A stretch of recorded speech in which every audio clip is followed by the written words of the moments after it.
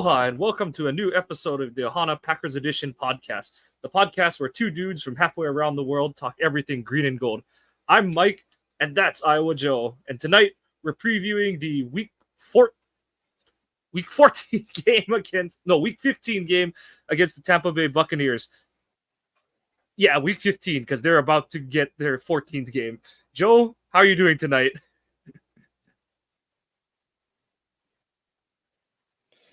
Well, having technical difficulties. I don't know if StreamYard's messing up or if it's the computer. But I, who knows? It's that time of year. But I don't know. I don't know if I'm looking forward to this game or not, especially after Right. the Monday night game. So Yeah, it's one of yeah. those. Hopefully, like you said, StreamYard is kind of mimicking how the Packers have been the last few weeks. So hopefully, they're able to get their act together better than StreamYard is tonight. But we'll forge ahead and just like the Packers, hope to bounce back a little bit. But this episode is coming out on Friday this week, which means that we are going to have no practice updates for you. The Packers did not practice today, what is today, Wednesday. So they just had an estimation of what their report was going to be. And it's a long one. The big ones is that Eric Stokes was listed as a full participant. Jaden Reed was not listed with a concussion, but with an ankle injury. And they did have 5 would-be DNPs. AJ Dillon, Darnell Savage, Quay Walker, Christian Watson, and Dontavion Wicks, who, based on what they were saying in the post game, he may go on IR at this point because they said it sounded like a pretty nasty high ankle sprain. But we're back to being the walked wounded. I know that most of the guys were able to pull through and play last week, but Joe, it looks like the Packers are going to be banged up against a tough defensive opponent in the Bucs this weekend. Well, and I think since this is just a estimate, they're being awful conservative with it. So, and some of the things on there were a little bit weird. Like, we knew that Dylan had a groin issue going into the game, and now he's listed with like a thumb issue. And Reed was concussion, and he had been dealing with a chest injury, and now it's an ankle thing listed on the report. So I'm not saying the Packers are doing screwy stuff. You can tell that they're being ultra conservative with their estimations for practice. Yep. And especially like you kind of noted, they're always conservative. Plus, they're coming off the short week as opposed to the Bucs, who have a full week of practice. So they'll probably play it close to the vest, and we'll try to tweet out some updates as the week goes along. But yeah, it looks like the Packers are likely to be shorthanded in some regard come Sunday. But no, there's no time to cry over spilt milk or anything like that. They face off against the NFC South leading Tampa Bay Bucks. And I know that, the overarching theme for the Packers is growth, seeing development from their young players, particularly Jordan Love. But this is an important game for their fledgling playoff chances, especially after dropping a dud against the Giants on Monday night. The Packers are 6-7, and the Bucs are 6-7, and lead the division. But they are tied atop that division with the Saints and the Falcons, all at 6-7. So this is a big one for the Packers in terms of playoff pecking order. But going into it, the Bucs team, they're bottom 3rd team in the league by the advanced statistics. 22nd overall by DVOA, 21st on offense, 17th on defense. They are, just showing how inconsistent they are. They're 3-4 on the road. They have won their last 2 games, but they do have a negative 8-point differential, which shows like they are the definition of they are what their record says they are at this point. And most of that is due to their offense being relatively shaky. They're gone is the GOAT, Tom Brady, and in his place has been Baker Mayfield, who, he's had a solid season, but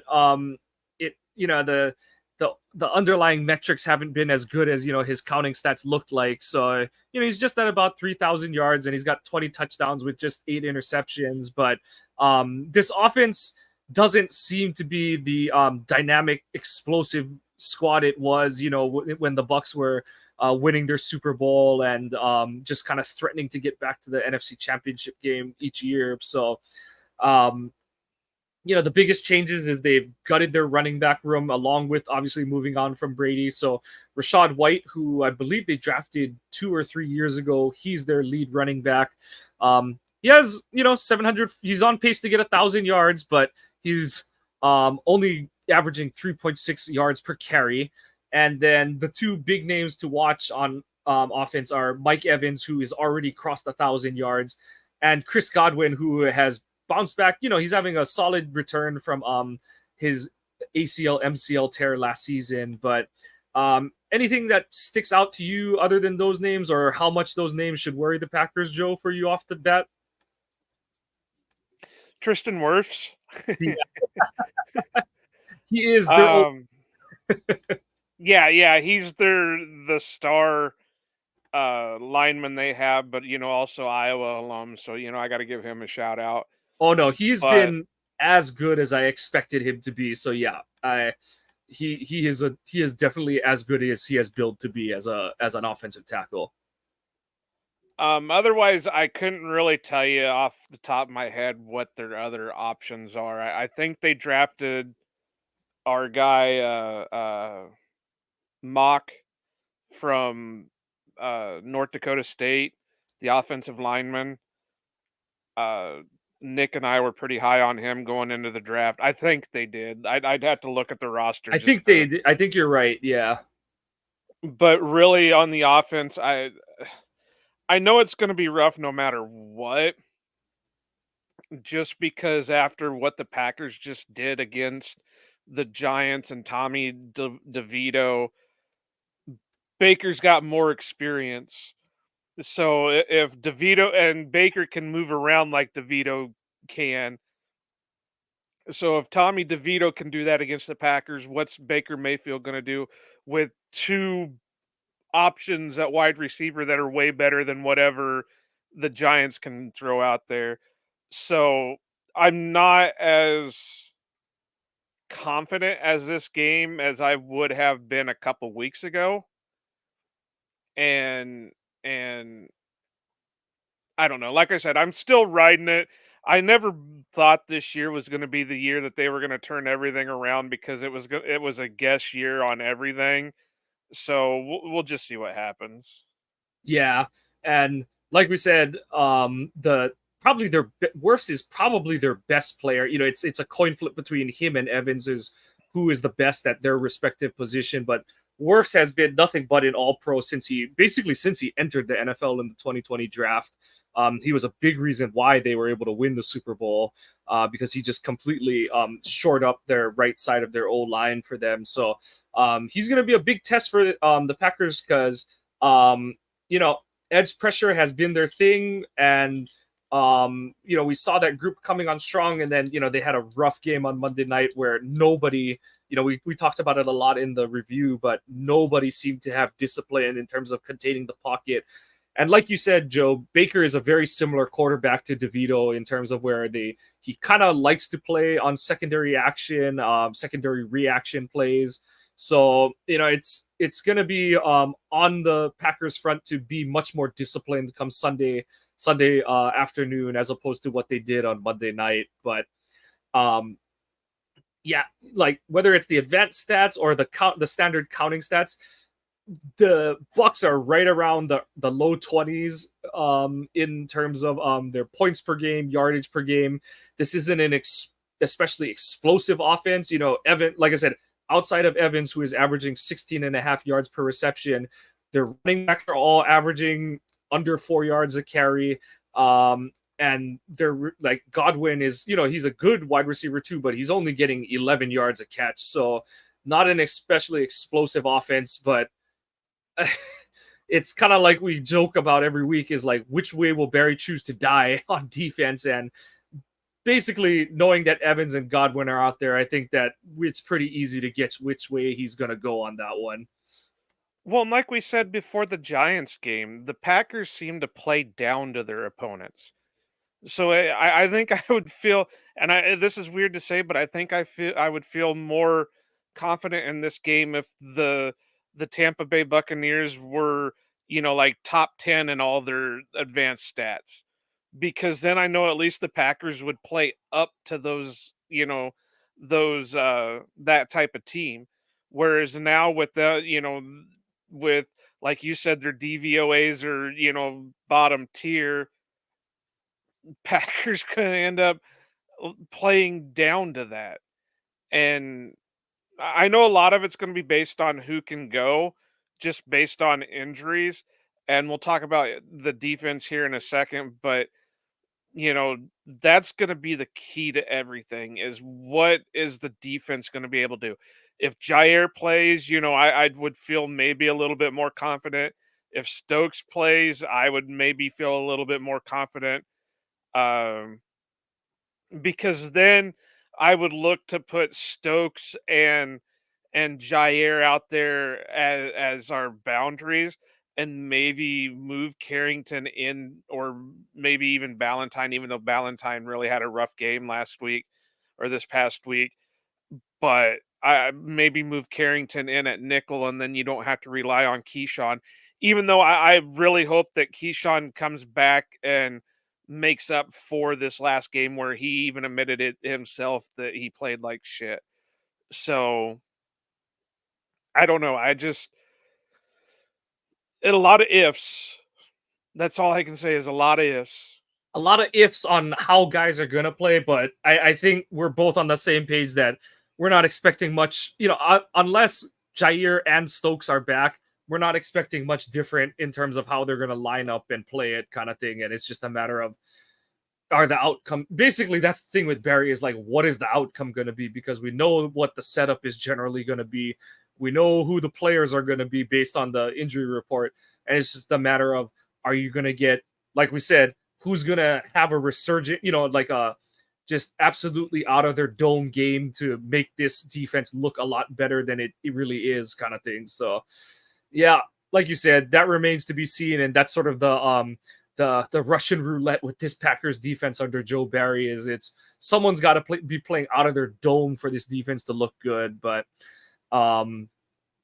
like we said, I don't think there's too much more to be said about this Tampa offense. They kind of get discombobulated in the middle of games, and then, like I said, they have the skill position players out wide to just turn the tide if you leave the door open for them. So like you said, Joe, they're the Packers' best defense, as it is with every Barry defense, but their best defense is going to be scoring, which is going to be paddling upstream for them this week, because not only are they dealing with a multitude of injuries across their skill positions, but the Bucs do bring still a talented defense. I know that their metrics and their yards per game aren't great, but this is still a defense that can just put the clamps down on more limited offenses. And if LaFleur is going to employ the same, line of scrimmage heavy and centric game plan, I don't think that's going to work out really well. Because I mean, he tried to do that with Rodgers and a more experienced receiving core, and it just didn't work well. So that's going to be the big thing, is this Bucs team still is reliant on a lot of man coverage, and their key player is Antoine Winfield Jr., who leads them in tackles, interceptions, and passes defense, and just really just hunts on the back end of their defense and is a ball hawk in every sense of the word. But so Jordan's going to have a much better game. And I saw Dusty Evely posting some videos, and you mentioned how Wayne and Larry were kind of mentioning that the wind was a bigger factor than a lot of people realize. And Dusty posted one where Love broke the pocket and is rolling to his right, and you can see the ball get blown 5 yards back in towards the middle of the field. So hopefully, Love will not have to battle that many elements, and they'll be able to get a more appropriate game plan in effect this week to attack this Bucks defense. And that could have been why Anders missed the kick too. Yeah, like I said, Anders. It was more Anders than anything that I was kind of keyed in that there was some kind of wind because, like I said, Mason would do it all the time when there was wind, where he would do that. He would kick the ball low and it would look ugly, but he was just trying to knuckle it through the wind, kind of thing. And the problem with that is The Oh only no, reason I say this is because I've been hearing everybody all week, wanting to blame Anders for stuff. And, oh, well, he's still not very good. And we can't trust him in this and we can't trust him with that. The kid has been beating expectations. oh yeah, This is a kid absolutely. that nobody figured was going to be able to make a friggin' field goal to save his life. And I'm ecstatic for 80% right now because everybody, I even said the same thing. We're looking at maybe a 60% kicker. And he didn't miss a chip shot. He missed, like, I know that you want your kicker to be, but it's not like he missed something from the 30s. He missed a 45 yarder in what looked like just a soup bowl of a wind stream in the Meadowlands on Monday night. So yeah, like I said, you would like him to, you would like to see him persevere. But honestly, I thought, he kicked, what was it, a 48 yarder or something like that. He had some other long kicks in that game. So like you said, he was dealing with the elements. And yeah, I think, I his recent struggles are magnified because the team is, on the cusp of playoff contention and all that kind of stuff. And so every point is so valuable at this point in the season. But in all reality, score touchdowns. Like, like there's only so many kickers in this league who fans of their team should be, I don't want to say happy, but comfortable with them kicking field goals. And even Justin Tucker has missed some kicks this season. So like, and that's the standard of standards for NFL kickers at this point in time still. Yeah, I like same like you. I I know I don't think we even bagged on him that bad in our post game one, honestly, but I really, after looking back on it and seeing some of the shots of some of Love's throws on Monday night, I don't blame him too much. Would I liked him to make it? Of course I would have, but you that's one of those, you can't simulate that. Like, there's no way to simulate that kind of wind and having to kick in that kind of condition, because even if you're training to do it, you're kicking it out the wind. So it's like, okay, I know what to do, but if you don't actually have to account for the wind still, it's like, all right, we're like kicking for the hell of it kind of thing. So win Yeah, and some, like I lose said, some. I've been hearing and seeing on Twitter and all this stuff just, raging against him. And it's like, guys, a kicker is gonna miss a kick. Yeah. I mean, how many games did we have with Mason where he missed multiple kicks? And I've seen a lot of Eh, posts that are like, even with the recent struggles, I think they're like, this would still be a top third of his career season for Crosby if this was like, if you just put Crosby's picture on Carlson's stat line this season. So yeah, I was I gonna say mean, I don't think Mason. I think maybe 2 or 3 seasons Mason had over 90%. yeah, one of them was 2020 when he was perfect kind of thing. So yeah, like it he was it was more of a, he just kicked and it's not like Anders is missing in domes, he's missing outdoors. So Yeah, these kind of things are going to happen. and But he's not letting it bother him. no, you're right. He's missing a kick, and then he's coming back and making extra points and kicks and all that other stuff. Yeah, absolutely. So, like you said, I don't have too many complaints. I don't understand what they're doing on some kickoffs, but I guess like with the wind kind of that's come up in when you watch the all 22, I guess that they were kind of just thinking like, let's just knuckleball it and see what happens. But yeah, in terms of, like you Well, said, you said something a couple weeks ago that's been sticking in my mind, and you saw it more with this game. Is it makes you wonder if they're trying to get the other team to call the fair catches yeah, instead of just kicking it out, just taking their chance on making them call fair catches. yeah. and it's a weird catch 22 because on one hand you're kind of like, oh, like of course everyone's going to take the fair catch because they changed the NFL adopted the college rule this year. But if you do it right, you kick it's hard to like really, but you kick it with the right angle, so you have the like you have as much hang time for your coverage team to get down there, but not so much that it's not like a pitching wedge where the guy's like, well, that thing's up in the moon, so I'm calling fair catch kind of thing. So you're like baiting the returner into thinking I can do something with this. And so yeah, so it it really and especially with the wind, it looks like it's something that they are kind of messing around with in putting into practice. So but yeah, the most interesting thing about this Bucks defense, I think, is when we played them in 2020 for the championship, the NFC Championship. They had Jason Pierre-Paul and Shaq Barrett. I think the two of them had like 25 to 30 sacks between them and stuff. This rendition of the Bucks front, they don't have that, but they do have 6 guys with 4 or more sacks, which just means that they just have a bunch of dudes who get pressure on the quarterback. So, and those guys are like front 7 guys. It's not like one of them's their safety or anything like that. So, I apologize. One of them is Winfield, but he's kind of a. They do use him sort of like a Polomalu style type safety where he's going to play at the line of scrimmage, play him deep. He's going to do some man coverage, and they're just going to. It's a Where's Waldo effect with him. And the other guys to highlight, Vita Vea is having another really good season. He's actually the one who leads them in sacks with 5.5, and it's going to be on the interior O line to move him to get some movement in the run game. And outside of that, and then everyone remembers in 2020 the headaches that Devin White and Levante David gave the Packers. So, Devin White, some of his luster has has worn off. Everyone realizes he is mostly an athlete, but even Bucks fans and reporters are kind of like, does he know what he's looking at half the time?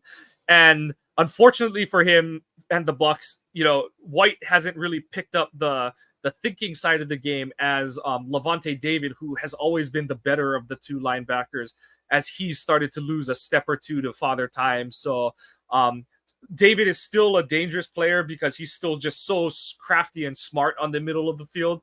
But this is a game where it's a bummer that Musgrave is hurt, because you would like to see the Packers get to send him up the seam against those two. But hopefully, you can get some opportunities for Kraft in the middle of the field this game. And if you do some high-low work, you can read some catches in the middle of the field as well. But that's the trap that LaFleur fell into when they played in the regular season in 2020, is that, he tried to do everything quick hitter. Everything was a short, and it really just let Tampa squeeze down on the line of scrimmage.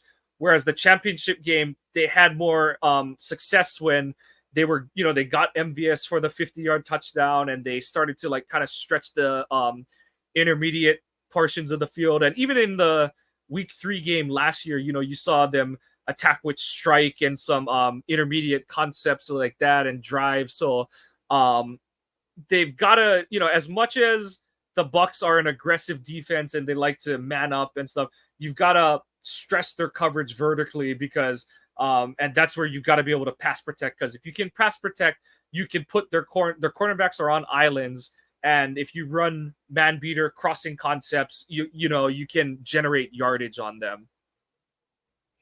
Right. And their secondary is not that much of a slouch either. You got Carlton Davis and Jamel Dean, and then like you've been talking about, Winfield. Yep. So, you're going to have to be able to do something.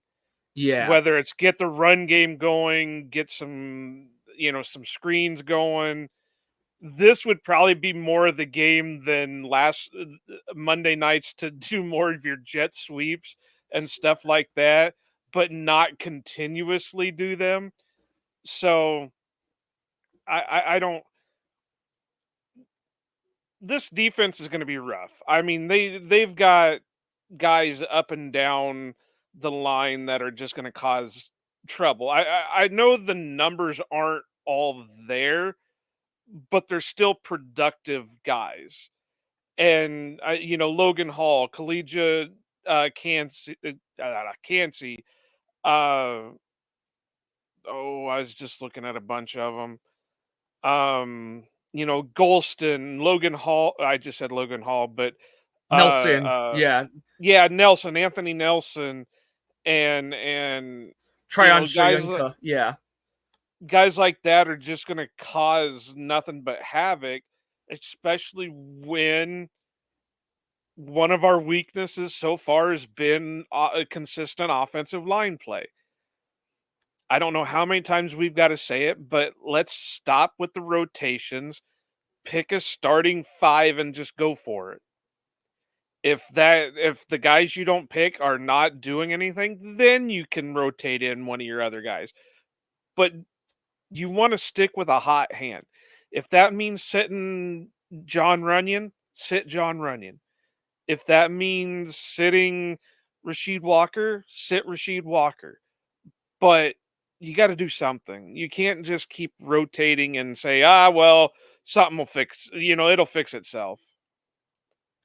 Yeah, no, absolutely agree. Because and Mike Wall has been saying it on his on my block show that he really wishes they would just pick and, like you said, just pick and stick with it.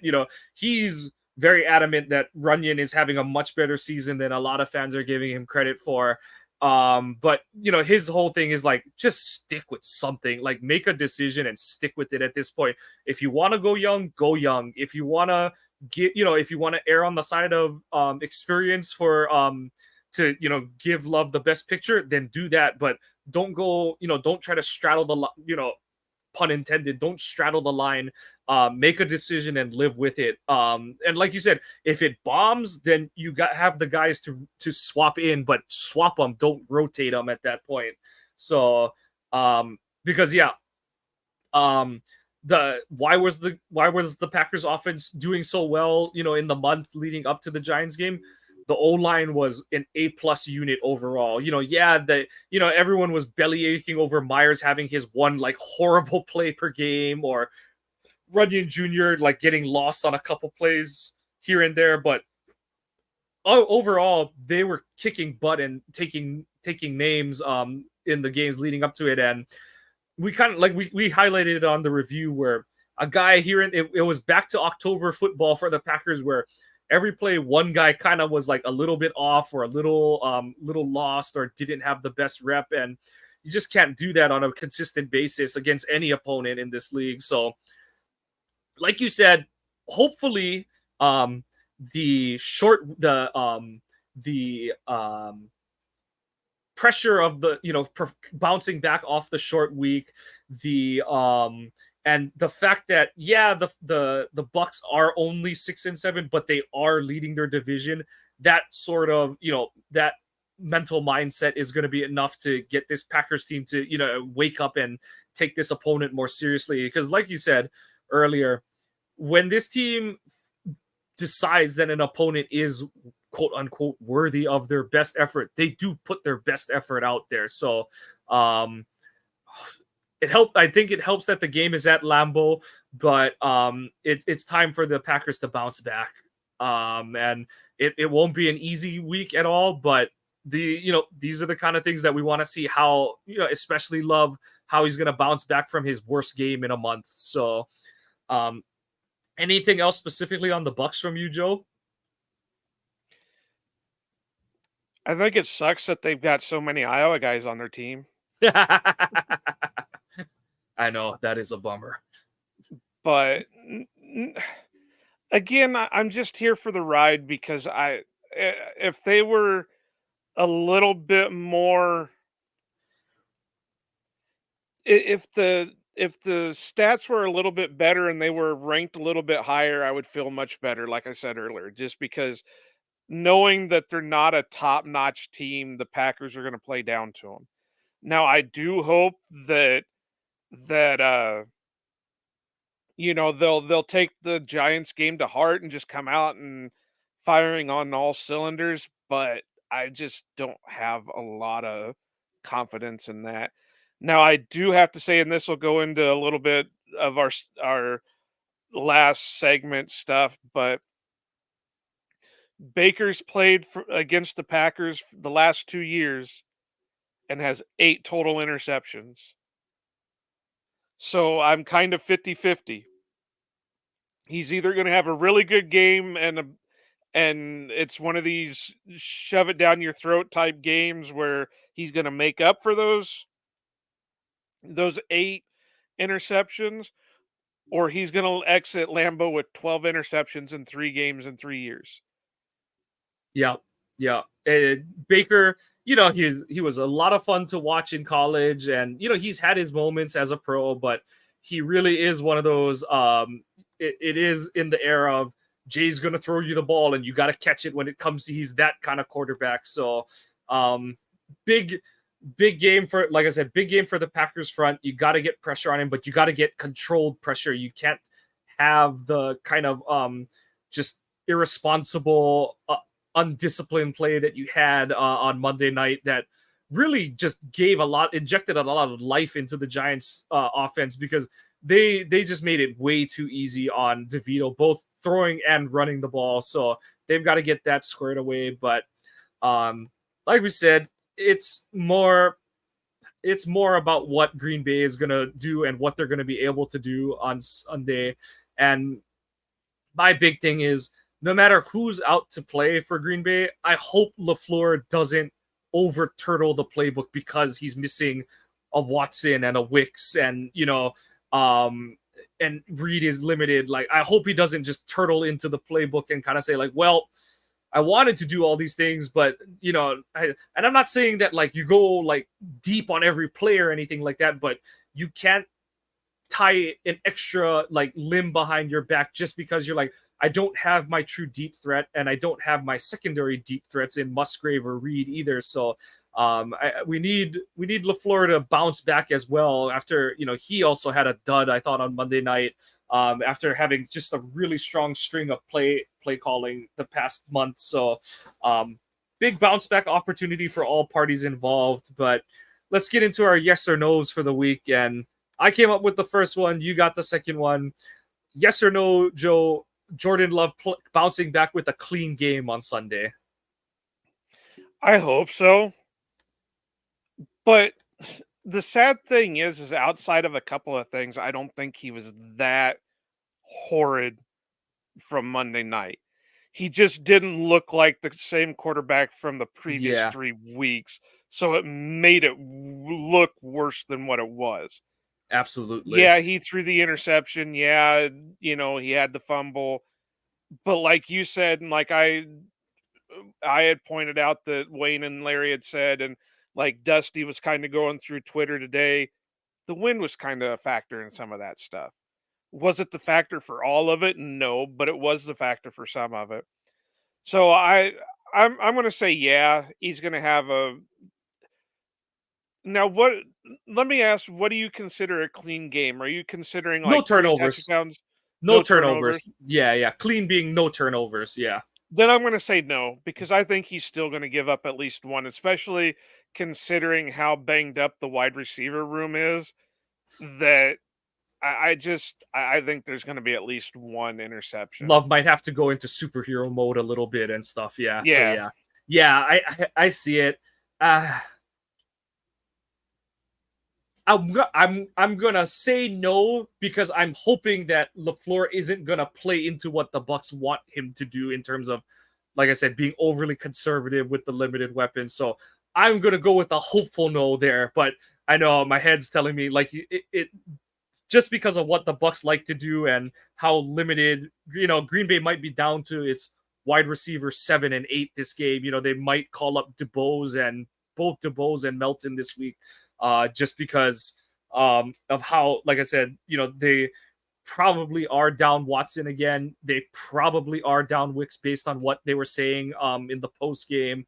And Reed, he said he thinks he's gonna go, but how limited is he? So that remains to be seen what they'll do at wide receiver this week. And your second one, Eric Stokes, activated or not activated this week? Well, I was really surprised that even though this was an estimation that they had him listed as a full participant. I think it's already been a week since they designated him to return, so I'm pretty sure he'll be activated. Now, how much he's going to play, I don't know, but I do think that they'll, because I think the whole thing was is that it wasn't a horrible hamstring tweak. I fully believe that they just wanted to give him, instead of rushing him out there again and tweaking it a second time, they just said, all right, we've already done it once, just relax, do what you got to do. Well, not relax, but, work on what you got to work on. But, we're not going to take any more chances, make it worse or anything. So we're going to sit you for the 4 weeks and then come back. So I fully think that, yeah, he'll play. Yeah, I think so too. And actually, so we're going by the true 21 days. Next week, Monday is the 21st day, is when they would have to make the drop dead for is he back or is he not. So I get the feeling that he's probably I do think he's like 95% likely to play. And the probable way he gets back on the active roster is I think Wicks goes on IR because the way that they're making his They high don't ankle need sound. to. Yeah. Oh, they still have They're one spot. Oh yeah, Yeah, yeah, yeah, because yeah. they You're right. released Caillou, and they Yeah, haven't that's brought right. anybody up. So That's I right. I figured forgot that's about what that. that was the other omen that I have a feeling that either Stokes is back or Jair plays, is that they released Hmm. Caillou. Yeah, So, that's a yeah. good point. I forgot about that. So yeah, yeah, no moves needed at this point. But um, on to your over unders, Joe. What do you got for us this week? Well, I've already touched on this one a little bit, so it's more of a, see what happens type thing, but Baker 2.5 interceptions. I'm gonna say no because I am so down on Barry's defense right now. And not knowing what Jair and Stokes' status is gonna be, and even if Stokes is back, he's not a ball hawk. Like that. That was always one of the dings on his game. Is he has bad hands and he kind of has bad instincts to look for the ball. So I'm gonna say no. Under, I should say, sorry, under 2.5 interceptions.